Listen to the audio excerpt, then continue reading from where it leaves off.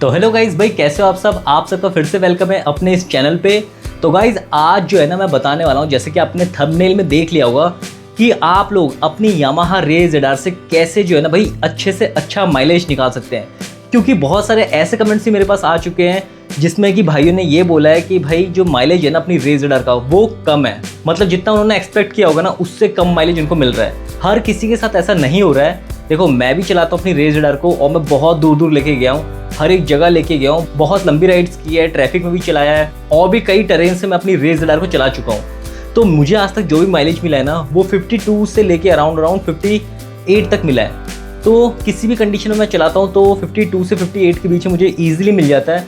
और अगर गाइज मैं इसको बहुत अच्छी तरह चलाऊँ, जितना मैं उसको अच्छे से चला सकता हूँ, तो वो जो है ना भाई 58 से भी ज़्यादा का माइलेज दे सकती है।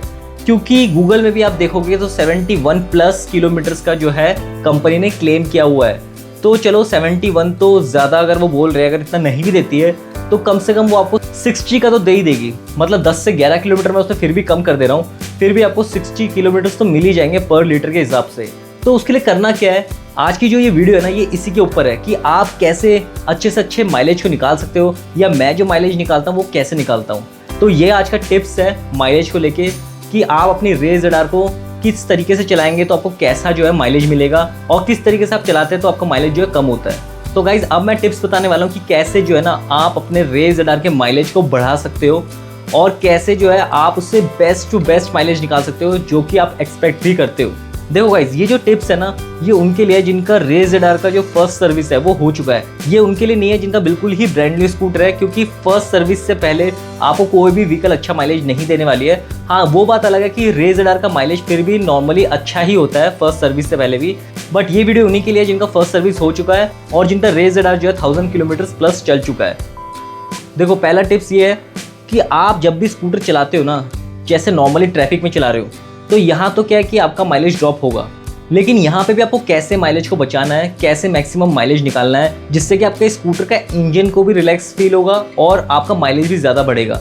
सबसे पहले आप जब भी ट्रैफिक सिग्नल में रुकते हो, अगर वहाँ पे डिजिटल वाला ट्रैफिक सिग्नल है, मतलब जिसमें नंबरिंग चालू रहता है, वहाँ पे आपको जो है ना भाई अपने स्कूटर को या अपने रे ZR को भाई बंद कर देना है। मतलब अपने स्कूटर का इंजन जो है भाई ऑफ कर देना है, क्योंकि बहुत टाइम होता है, 1 मिनट से ऊपर का ट्रैफिक सिग्नल लाइट है तो उसमें आपका पेट्रोल समझो वो खड़े खड़े वेस्ट हो रहा है। तो वो चीज़ नहीं करना है, आपको बंद कर देना है। इससे क्या है कि आपका इंजन भी नॉर्मल हो जाएगा, कूल हो जाएगा, और आपका माइलेज जो आपका पेट्रोल वेस्ट हो रहा था ना वो भी कम होगा और पॉल्यूशन भी कम होगा।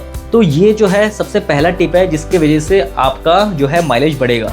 दूसरी बात, जब भी आप अपने रे ZR को चलाते हो सिटी में, तो उसका जो स्पीड है ना वो आप 58 से लेके 64 या 65 तक रखा करो। उससे ऊपर जाओगे तो माइलेज थोड़ा थोड़ा ड्रॉप हो जाएगा, लेकिन 65 तक भी आप चलाते हो ना, मतलब 58 से 65 के बीच में आप रखते हो ना और अच्छे से स्लोली एक्सेलरेट करते हो, तो आपका माइलेज ड्रॉप नहीं होगा, बहुत स्मूथ राइड मिलेगी आपको और आपका माइलेज जो है वो बढ़ के मिलेगा आपको। तो ये हो गया भाई एक दूसरा टिप। तो इससे बेनिफिट ये भी होगा कि आपका जो इंजन है ना वो भी ख़राब नहीं होगा जल्दी, आपके इंजन को एकदम से स्ट्रेस नहीं मिलेगा, क्योंकि आप अचानक से हार्श एक्सेलरेट करते हो तो आपके इंजन पे बहुत लोड पड़ता है और जो फ्यूल कंजप्शन होता है वो भी एकदम से बहुत ज़्यादा होता है। तो वो चीज़ नहीं करना है, आपको आराम से चलाना है और अच्छे स्पीड को मेंटेन रखना है, तो आपको अच्छे से अच्छा माइलेज मिलेगा।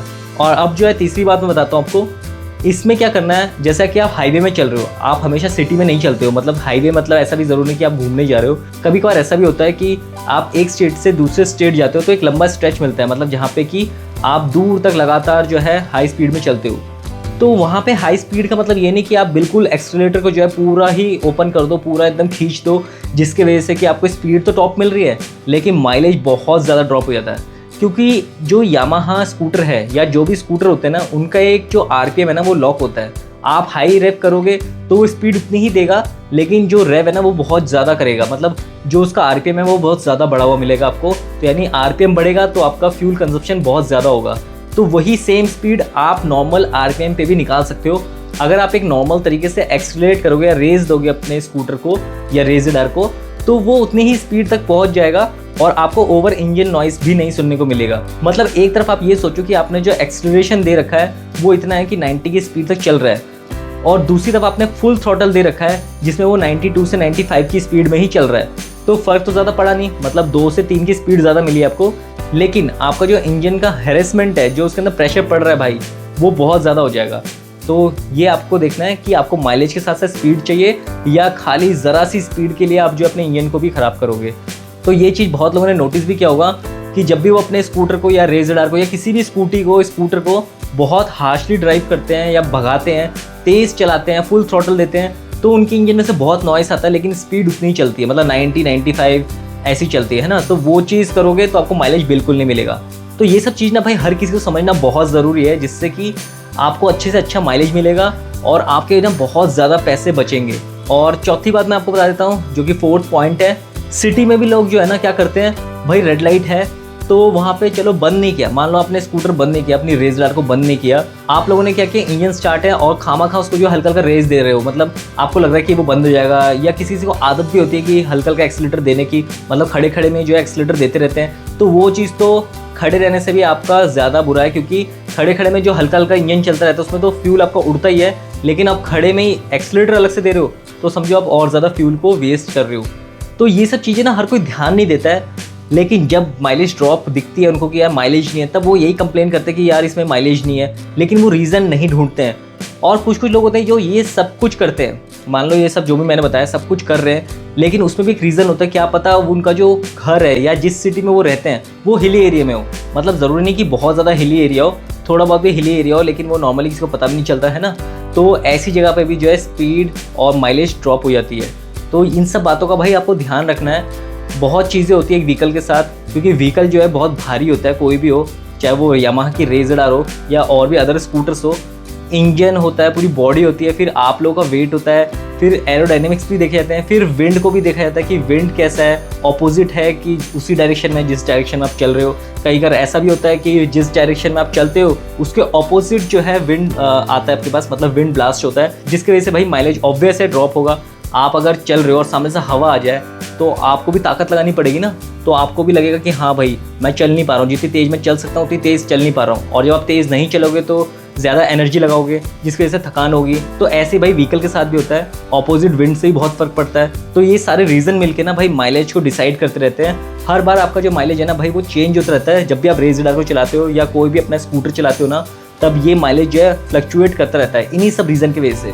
तो माइलेज सबका अच्छा है, कुछ चलाने के ढंग के वजह से प्रॉब्लम आती है, और कभी कभार 100 में से एक जो है भाई मैन्युफैक्चरिंग डिफेक्ट भी आता है कि इंजन में ही कुछ फॉल्ट हो, लेकिन वो सबके साथ नहीं होता, वो 100 में से एक के साथ होता है। और अगर ऐसा होता है ना तो उसका आपको पता भी चल जाएगा, क्योंकि ये सब रीज़न जब आप देखोगे, मैच करोगे और फिर भी माइलेज ड्रॉप आएगा, तो समझो कि आपके इंजन में कोई प्रॉब्लम है या आपने स्टार्टिंग में कोई गलती कर दी है। जब आपने नया लिया होगा रेस राइडर को, तब आपने ट्रिपलिंग कर ली होगी, तो इंजन को बिठा के बहुत ज़ोर से चलाया होगा या इंजन को बिल्कुल ध्यान नहीं दिया होगा, बहुत ज़्यादा हाई रेव में चलाया होगा, तब वो इंजन जो है भाई उस लेवल पे पहुंच गया होगा जिससे कि वो माइलेज कम देने लगा होगा।